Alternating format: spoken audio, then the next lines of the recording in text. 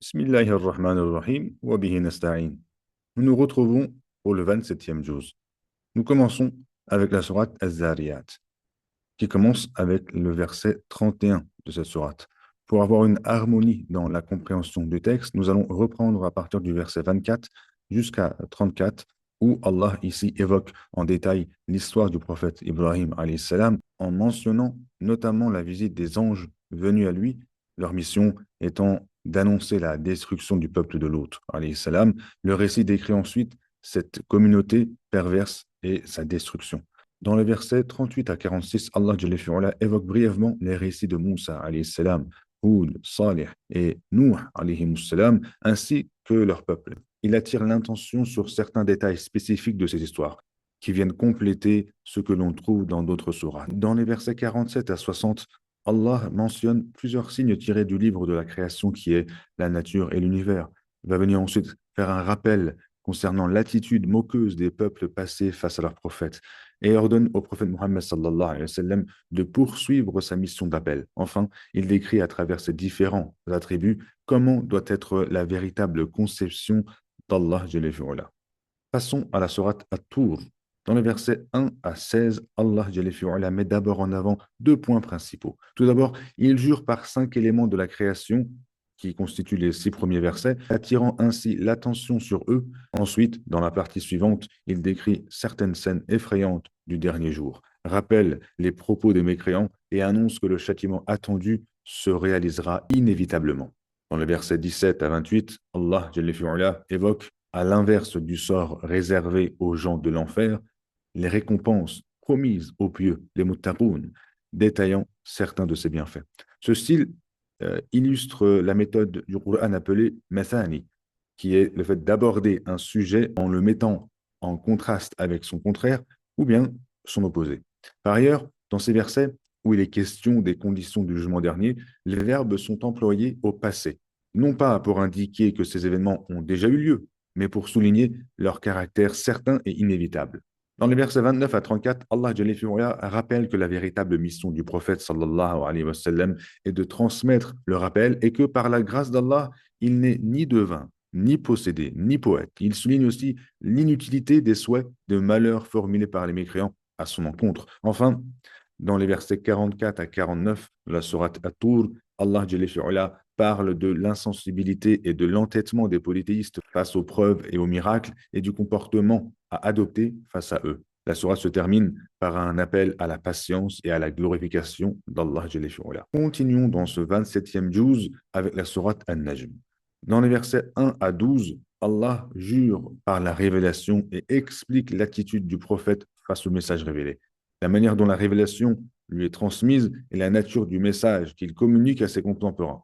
Il parle également de l'ange Jibril, Gabriel, précisant que la première révélation fut reçue sans que le prophète sallallahu alayhi wa sallam ne ressente aucun doute.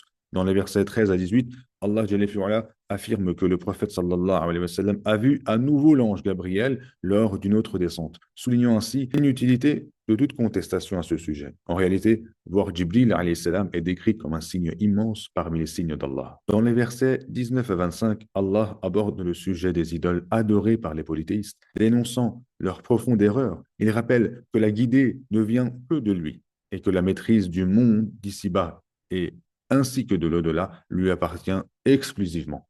Dans les versets 26 à 32, Allah Jalla fi'ala souligne l'erreur des polythéistes qui attendent l'intercession de leurs idoles et montre que leur négation de l'au-delà repose sur leur ignorance. Il évoque ensuite sa souveraineté sur l'univers, met en avant son pardon, rappelle la condition de l'homme dans le ventre maternel et insiste sur le fait que nul ne doit se considérer pur ou exempt de tout reproche. Les versets 33 à 41, Allah revient sur ceux qui détournent leur visage de la vérité, al-haq, et à travers les exemples de Moussa et Ibrahim, il met en lumière, il met en évidence la cohérence du système divin de révélation et les principes universels de l'islam.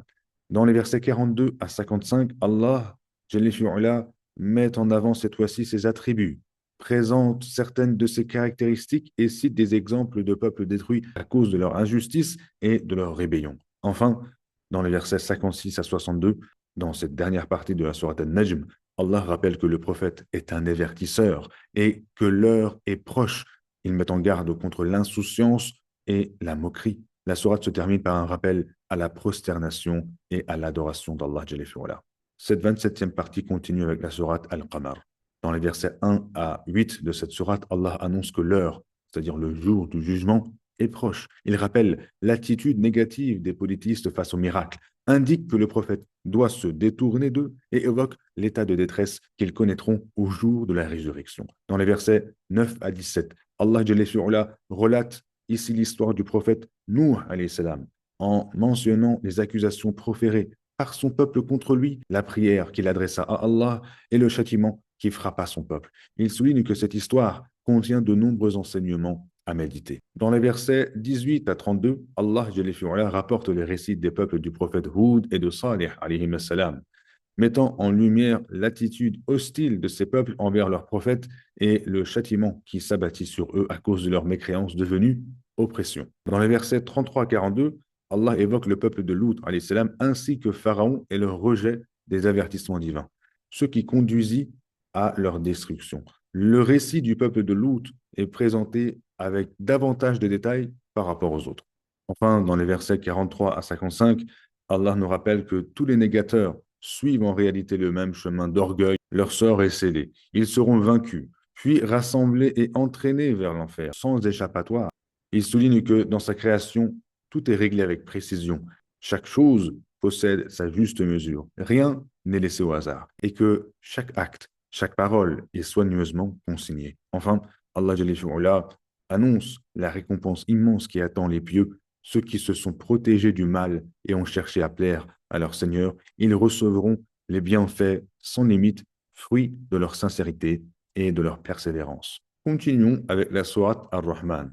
Dans les versets 1 à 16 de cette sourate, Allah Jalla fi'ala commence par rappeler qu'il a enseigné le Coran, créé l'homme et lui a donné la capacité de comprendre et de s'exprimer. Il présente ensuite des signes tirés du livre de la création, la métaphore de la prosternation des créatures, l'équilibre du ciel, l'ordre cosmique qui ne doit pas être transgressé et la terre embellie par toutes sortes de plantes et de fruits. Il mentionne les origines de la création des hommes et des djinns et condamne ceux qui nient ses bienfaits. Dans les versets 17 à 30, Allah continue de présenter des exemples tirés de la création en évoquant qu'il est le Seigneur des deux levants et Seigneur des deux couchants, symbolisant la diversité et la régularité des cycles.